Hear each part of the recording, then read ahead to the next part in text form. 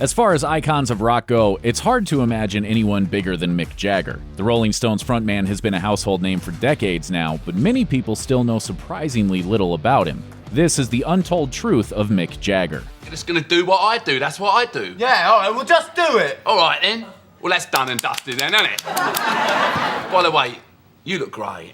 Jagger comes from far more humble beginnings than many of today's rock stars. His father, Basil Jagger, was a phys ed teacher, while his mother, Ava, was also a teacher. He was born in 1943 in the middle of World War II, making that Crossfire hurricane line from Jumpin' Jack Flash a reference to the Luftwaffe bombers that were strafing England at the time. Of course, this was a time when families didn't have phones or televisions and needed to make their own entertainment. Members of the Jagger family would take turns dancing, playing instruments, or, in his case, doing impressions and song and dance routines. By the time he was 14, he was regularly sneaking out of the house to hang out with local bands. Jagger told the Irish Independent, "It was like fun. I could see I got a good reaction." It all took off from there, but according to Jagger, his parents weren't exactly happy when he told them he was giving up his spot at the London School of Economics for a career in music. Much later, however, he would also credit his parents with giving him a centered upbringing that kept him from descending fully into the self-destructive behavior that takes the lives of so many musicians. He told The Talks, "When you are young and you have a sort of close family life and stuff, it helps you to be centered for later." It's easy to think that someone who lives in the spotlight must be well adapted to public attention, but according to Rolling Stone, Jagger is actually pretty strict about holding on to what little privacy he has managed to maintain. He hates being interviewed, for example, especially when the subject touches on anything but music. And when he does sit down with a journalist, interviews only usually last for about 20 minutes.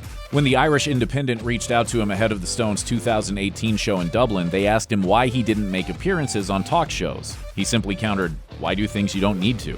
But there's more to it than that, and Jagger seems cautious of just how important he is to many people. He explained, "People have this obsession. They want you to be like you were in 1969. They want you to because otherwise their youth goes with you, you know. It's very selfish, but it's understandable." This image thing is just a thing of media. People have many, many facets of personality, and that includes me.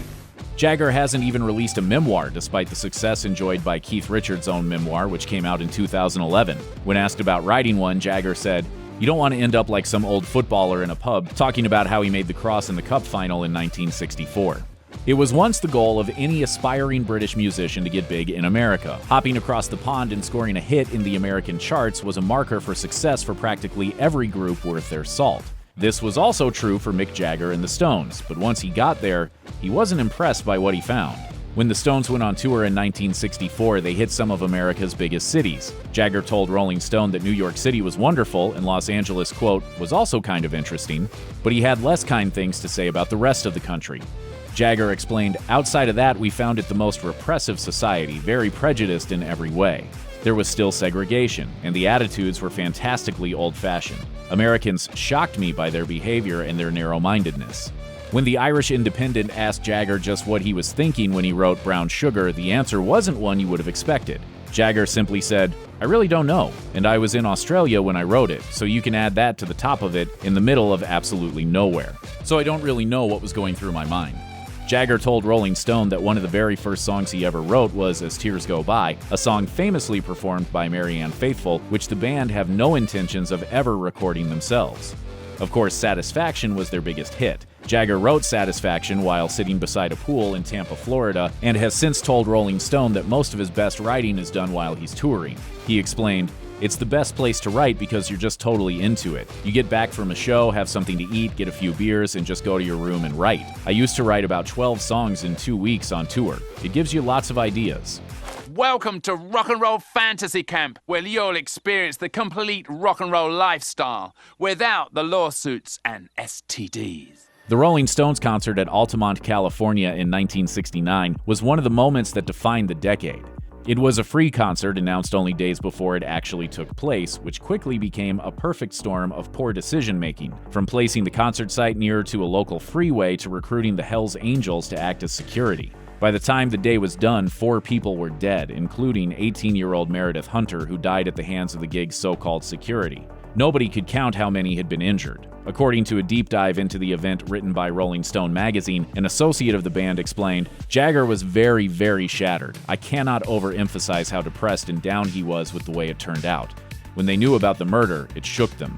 Sympathy for the Devil became the song most associated with the chaos of Altamont, and Jagger later told Rolling Stone that it took a while before he felt he could perform it again. While the concert was touted in the media as the end of an era, Jagger has said he didn't feel that was the case. He simply felt depressed over the fact it had happened at all. Jagger said, "That particular burden didn't weigh on my mind. It was more how awful it was to have had this experience, and how awful it was for someone to get killed, and how sad it was for his family, and how dreadfully the Hells Angels behaved."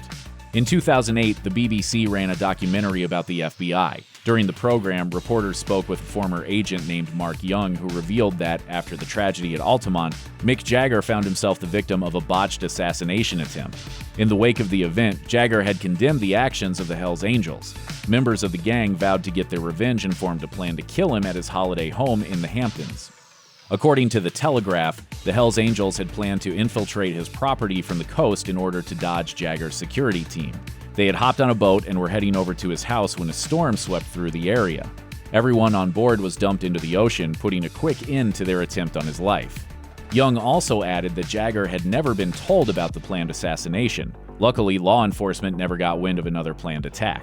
When asked about his friendship with Stones guitarist Keith Richards, Mick Jagger told Rolling Stone, "I can't remember when I didn't know him."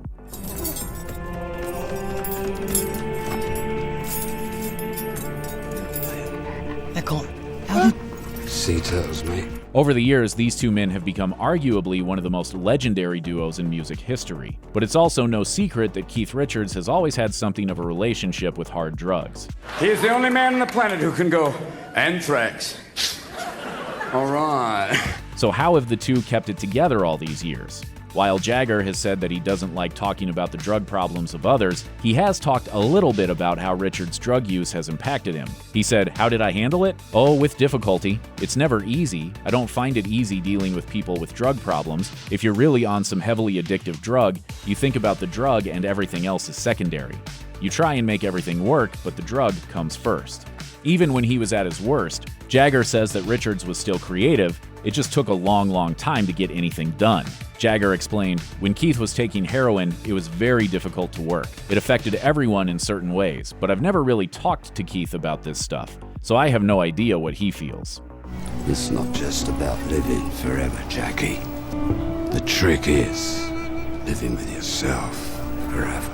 There are the Rolling Stones, and then there's Rolling Stone magazine. Obviously, you'd expect there to be a relationship between the two, but might not expect it to be quite as tense as it is. According to Joe Hagan's biography of Jan Wenner, the magazine's founder, Jagger was outraged when he first heard of the magazine. Not only was it a surprise that it had been named after the group, but the original Rolling Stones weren't even given the honor of appearing on the mag's first cover. Hagan writes that the offense kicked off a feud that lasted for the next 5 decades. The band took action, too, hitting Wenner and Rolling Stone with a cease and desist letter instead of the exclusive interview Wenner had promised new readers.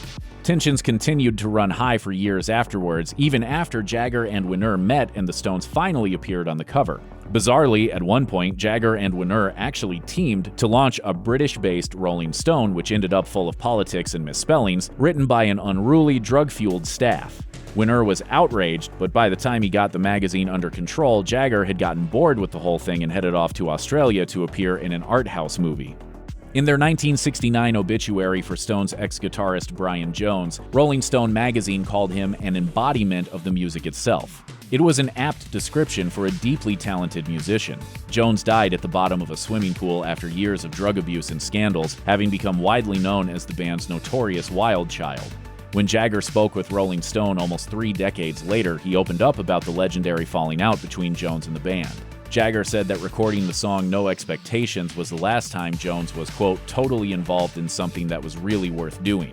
The falling out happened gradually, but eventually left Jagger and the band feeling they had no choice but to fire him, particularly when it got to the point where Jones couldn't even hold his guitar.